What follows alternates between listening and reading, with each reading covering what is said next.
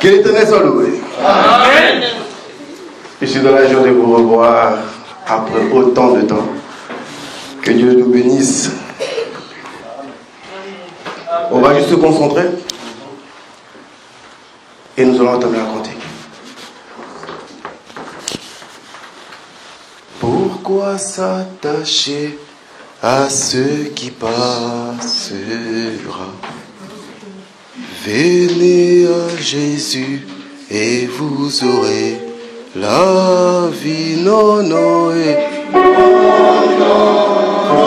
jamais passer.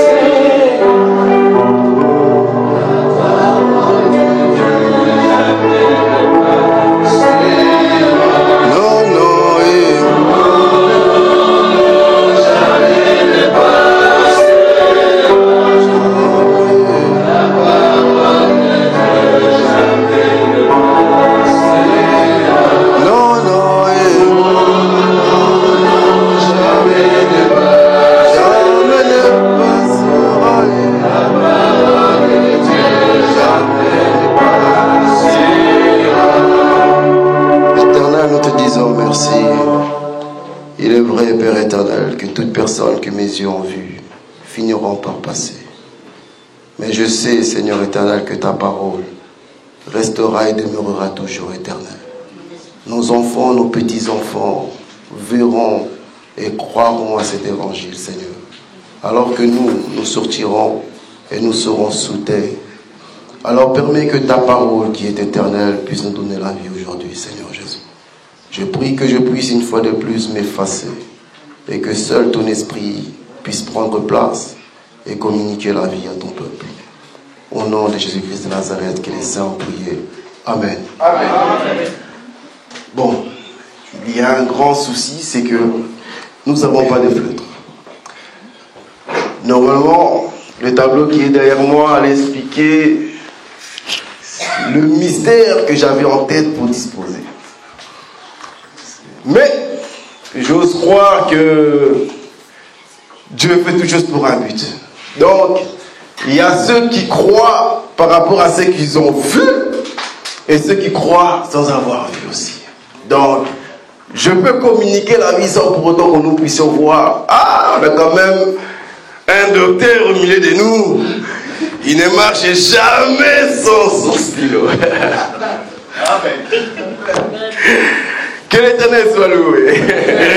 Voilà, je suis à moitié complet. Voilà. Nous allons prendre un verset, 1 Colossiens chapitre 1, verset 26. Un lecteur, s'il vous plaît. 1 Colossiens chapitre 1, verset 26. Colossiens.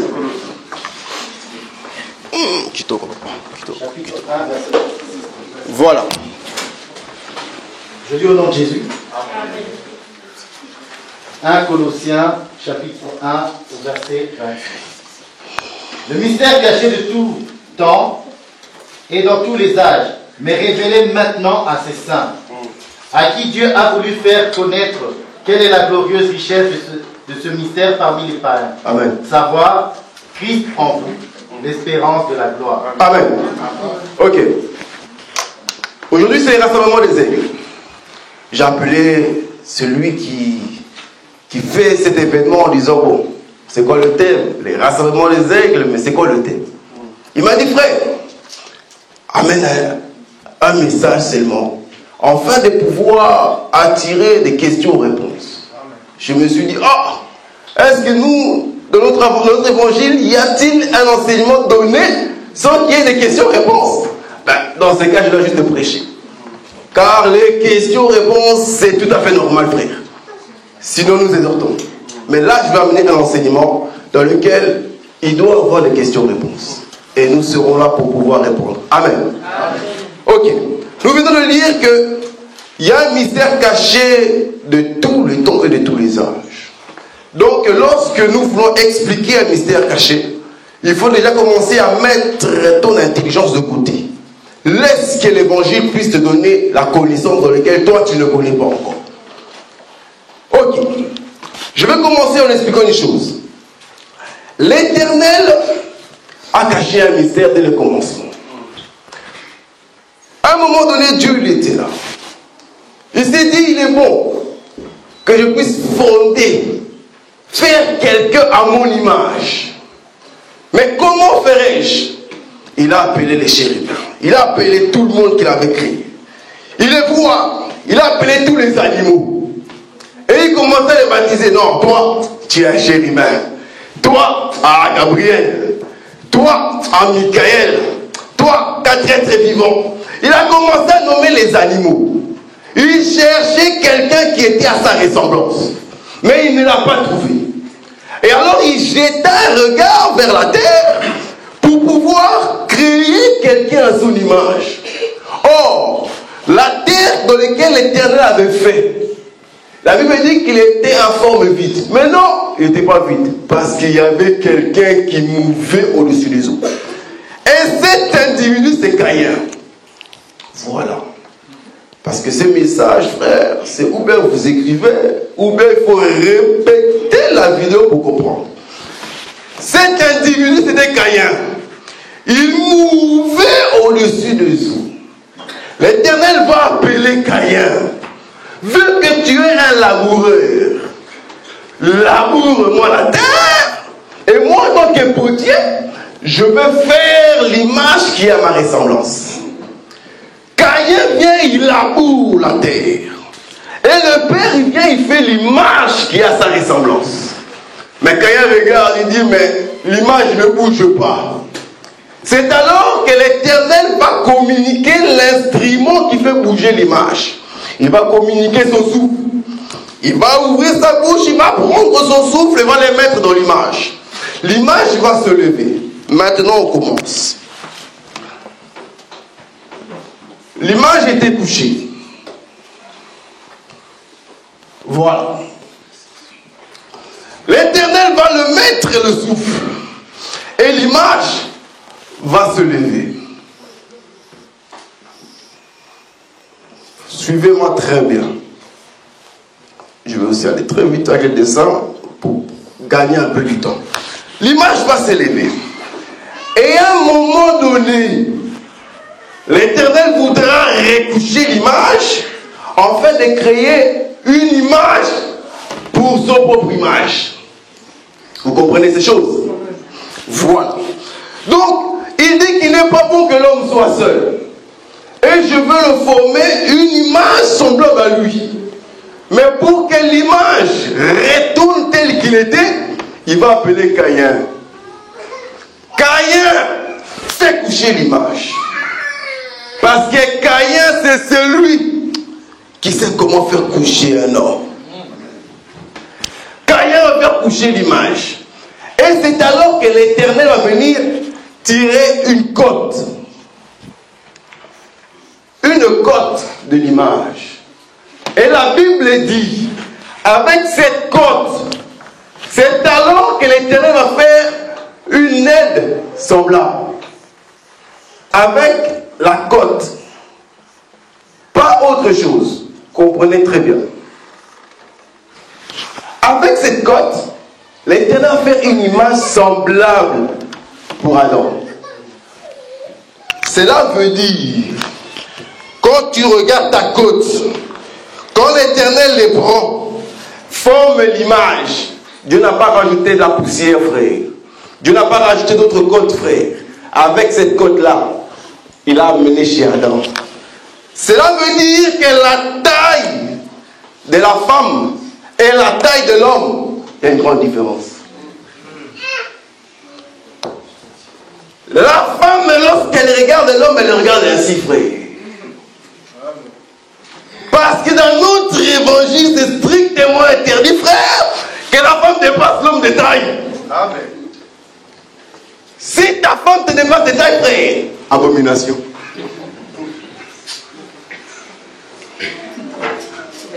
Il faut que l'homme soit toujours plus élevé que la femme.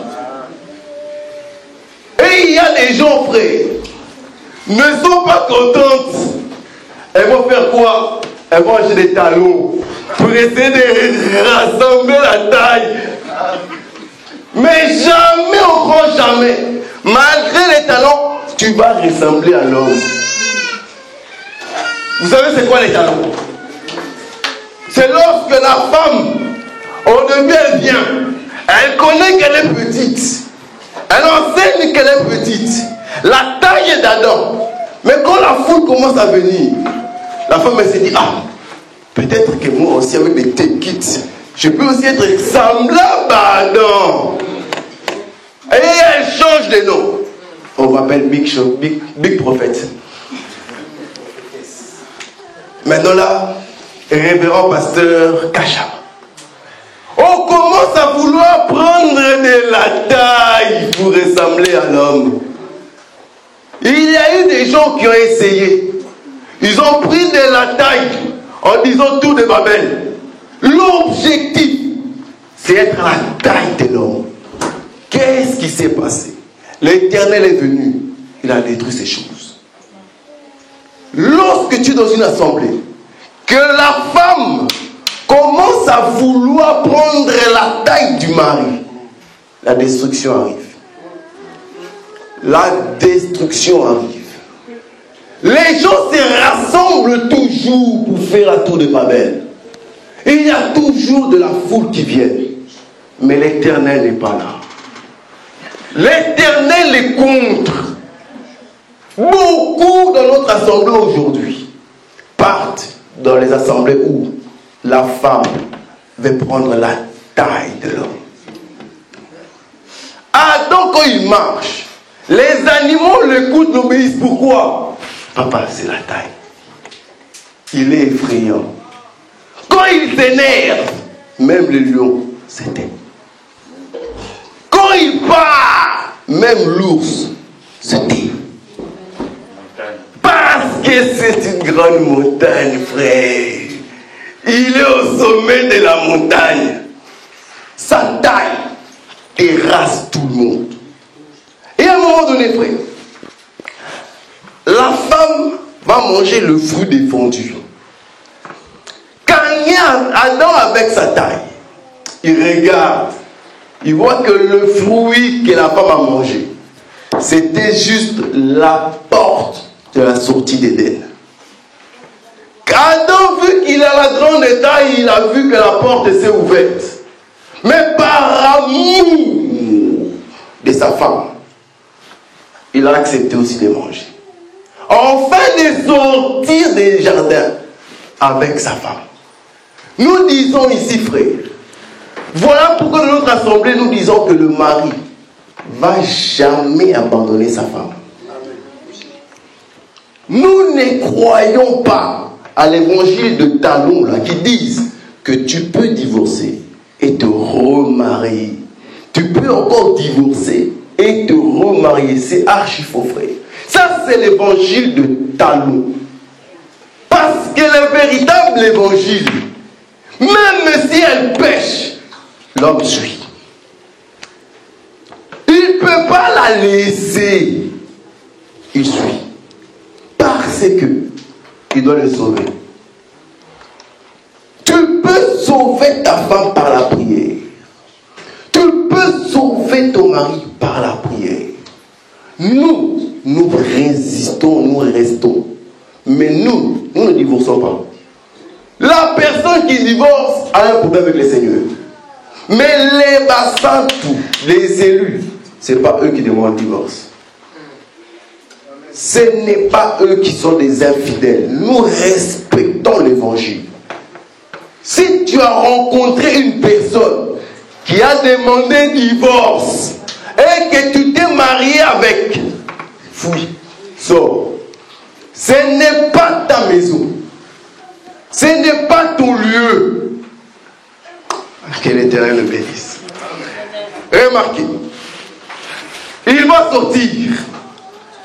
Et pour que Adam et Ève puissent commencer à donner sémence, la Bible dit que l'homme quittera son père et sa mère, s'attachera à sa femme, et ils formeront une seule chair. Oh, une seule chair. Ça veut dire que pour que Adam et Ève puissent donner vie, il faudrait que les deux s'unissent et forment une seule chair. En d'autres termes, ça veut dire quoi? Ça veut dire que pour que Adam communique la vie, il faudrait que Ève retourne. Est-ce qu'on arrive à me suivre? Parce qu'il y a du bruit un petit peu. Pour que Ève et Adam puissent donner vie, Ève, selon l'enseignement de Dieu, elle doit retourner chez Adam. Il faudrait qu'ils forment une seule chair. C'est ainsi que la vie est communiquée. S'ils sont séparés, s'ils sont distincts, il n'y aura pas la vie.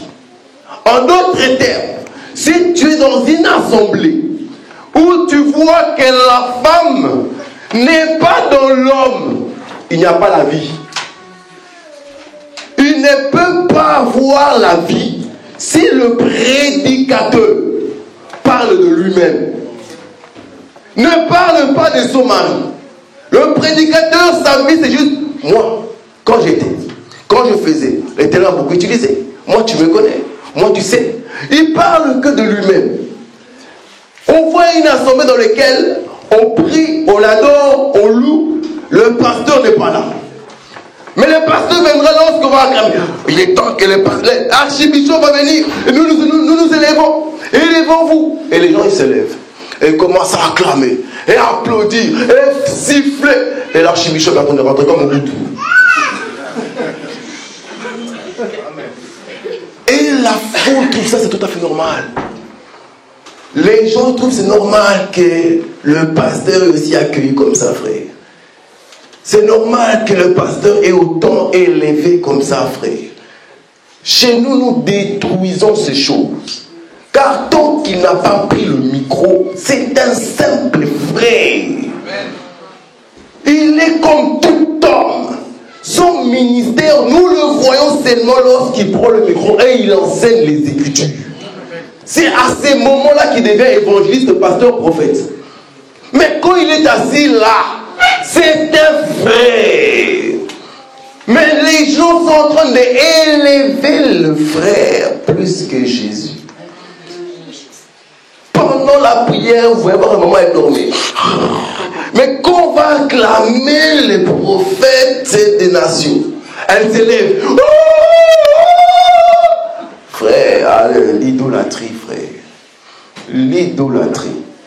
Voilà pourquoi le chemin vers le royaume des cieux est très étroit. Tu peux prier des 4 heures, de 3 heures, mais tu demeures idolâtre. Il n'y a point de place dans le royaume de Dieu pour les idolâtres. Ta vie est une idolâtrie.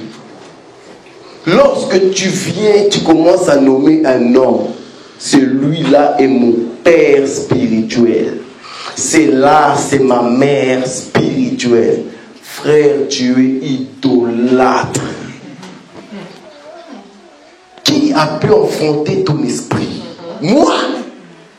Moi-même, je ne sais même pas qui a enfanté mon esprit. Si je sais que c'est Dieu lui-même, comment je peux enfanter ton esprit, frère?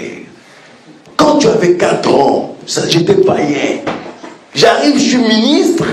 Et toi, tu viens, tu reçois la parole, tu dis que j'ai enfanté ton esprit. Tu avais ton esprit, tu as eu à quel âge?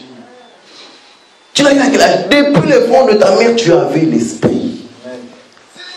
Comment tu peux venir dire que non, le pasteur qui est là, c'est mon père spirituel? Et demain, pire encore, demain tu t'embrouilles avec le pasteur, tu quittes l'assemblée. Ah! Tu as quitté ton père spirituel. Et le père, il te redit, lui là, c'est pas mon fils spirituel. Et puis le fils, il dit non, mon père spirituel, c'est maintenant lui. Ah, frère. Ah,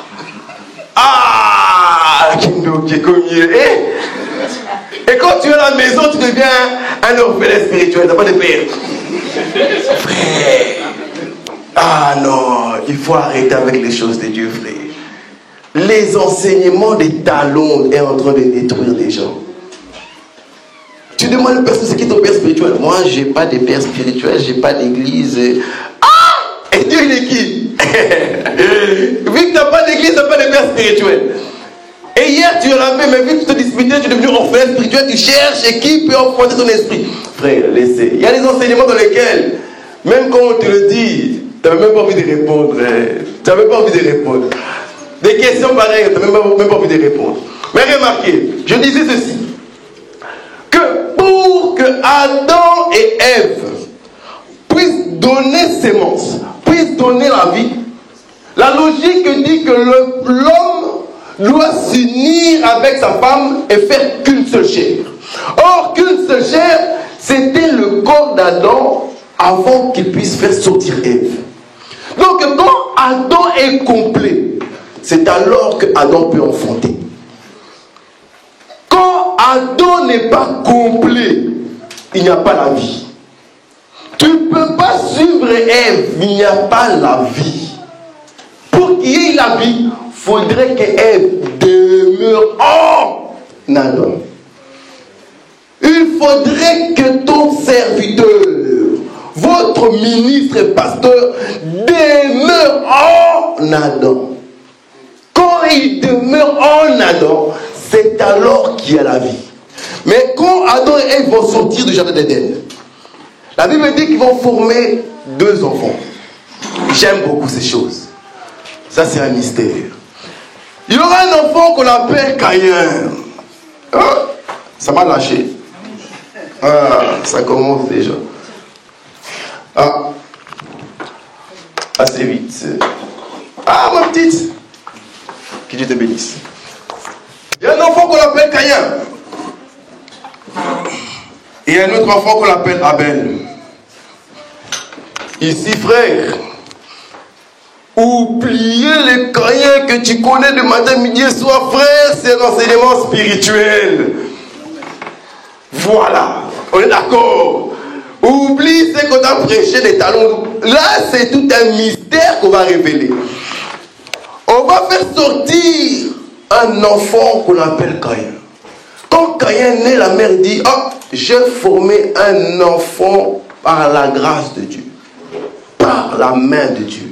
Mais quand Abel naît, on lui dit qu'elle a eu un autre enfant qu'on appelle Abel. Mais pour Caïn, c'était avec l'aide de Dieu. Caïn ne vient pas comme ça, frère. Caïn a une mission depuis l'éternité. Les 2 enfants-là ont des missions depuis l'éternité qui est un mystère caché.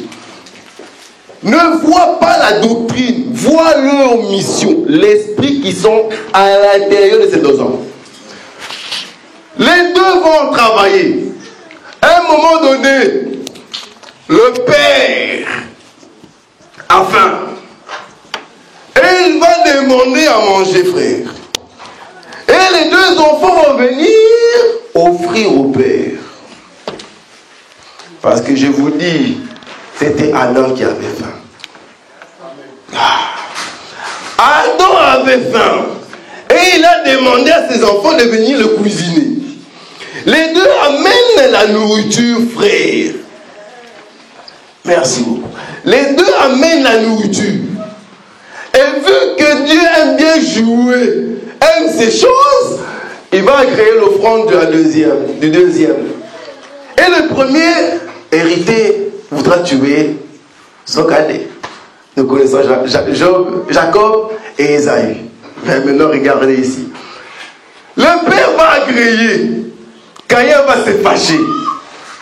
Le père va venir parler à Caïn. Mais Caïn, pourquoi tu te fâches? Tout le monde sait que c'est notre communication, Caïn. Tu sais ce qu'il faut faire. Hébreux chapitre 10, 5, 6 dit quoi, Caïn? Est-ce que réellement j'agrée ces choses? Caïn va regarder, il dira, Père, tu as raison. Tu as raison. Tu n'as jamais voulu des offrandes, ni des sacrifices. Ce que lui l'a offert, est-ce que réellement Caïn j'ai agréé ça? La Bible dit que Christ entrant dans le monde, dit, tu n'as jamais voulu ni offrande, ni sacrifice, ni holocauste. Or, Christ rentrant dans le monde, là, frère, c'est Caïn entrant dans le monde. Caïn entrant dans le monde dit, tu n'as jamais voulu ni sacrifice, ni offrande, mais tu m'as formé un corps à tuer. Tu m'as formé un corps à tuer. Remarquez. Parce que le corps qu'on parle, c'est la chair, c'est la poussière, frère. Caïn est un laboureur.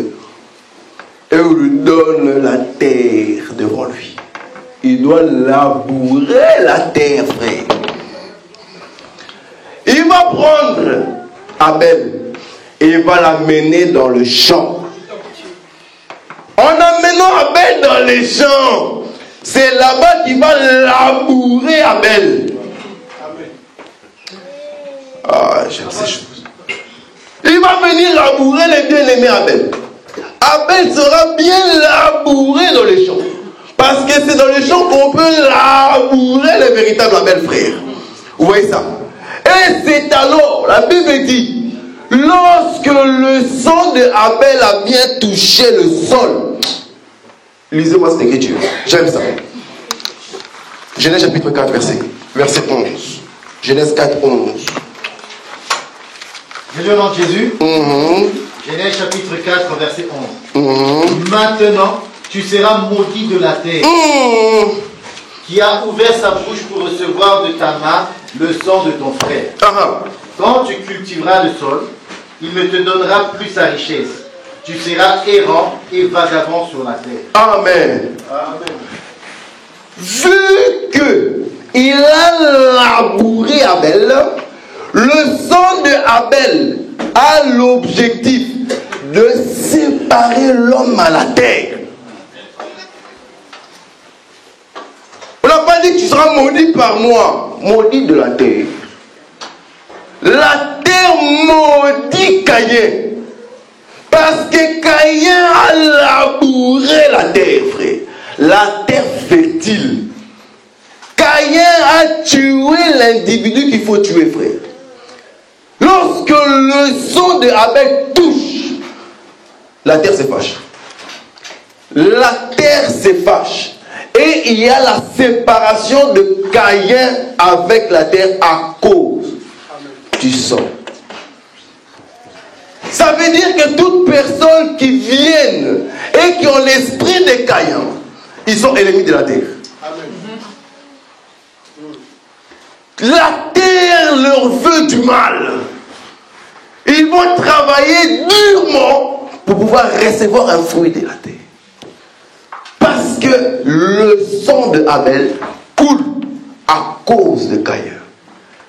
Or, lorsque le véritable Abel arrive, la Bible dit que le Saint-Esprit va venir, va amener Jésus dans le désert. C'est dans les champs. Et l'Esprit du Seigneur qui va aussi amener Jésus à Golgotha. Personne autre de ma vie. Je la donne de moi-même. Donc, quand il va dans le champ, Caïn dit à Abel, Abel, quel est ton dernier mot? Abel regarde. Il voit la taille de Caïn, d'Adam. Il dit, mais Père, pourquoi m'as-tu abandonné? Le père regarde le fils. Le père n'intervient pas. Mais Abel, il dit, que ta volonté soit faite. Que ta volonté soit faite. Parce que le père sait que Abel doit mourir. Pour que la terre termine l'alliance avec ses enfants. Pour que la terre n'ait pas l'alliance avec les enfants de Dieu, il faudrait que Caïn nous visite. J'aimerais dire à une personne, si quelqu'un n'a pas rencontré Caïn dans sa vie, il est encore ami de la terre. Si tu n'as pas rencontré Caïn, celui qui viendra te sacrifier, qui viendra faire de toi un sacrifice vivant, agréable et saint devant l'Éternel, tu es et tu demeureras toujours ami de la terre. Parce que le véritable saint, le véritables croyants, ce sont ceux qui ont rencontré Caïn dans les champs, qui ont accepté que Caïn les laboure, qui puissent renouveler notre style d'intelligence, renouveler notre vêtement, renouveler nos caractères. Caïn vient pour te labourer, frère. Tu avais une forme X, oui. Mais quand tu rencontres Caïn, nous devons voir que la terre a été labourée. Nous ne croyons pas à ceux qui viennent en Christ.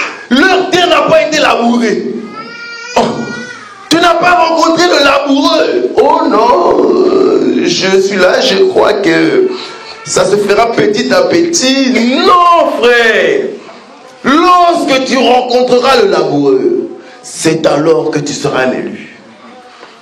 C'est alors que tu seras racheté. Parce que lorsque nous rencontrons Caïn, frère, Caïn nous frappe, mon frère.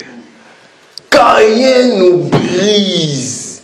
Le caractère que tu avais, le comportement que tu avais, Caïn vient te boxer comme pas possible, frère. Les tentations vont venir d'une manière incroyable pour voir si tu vas rester stable, si réellement tu as été labouré. Une terre qui est labourée, c'est une terre qui est prête à recevoir la sémence. Une terre qui n'a pas été labourée ne reçoit pas la sémence. Donc ceux qui rencontrent Caïn, frère, ils n'ont pas la tête à pouvoir à chaque fois se disputer. Ils n'ont pas la tête à chaque fois de courir derrière des jupons, derrière des pantalons, derrière ceci, cela. Ils n'ont pas la tête. Parce qu'ils avaient la forme X. Mais quand ils ont rencontré Caïn, ils marchent comme ça, frère. Ah, Jacob, je te vois. Ah, la hanche est brisée, frère. Caïn brise la hanche. Caïn détruit et te donne seulement le bâton pour que tu continues à labourer, frère. Quel Éternel nous bénisse. Amen.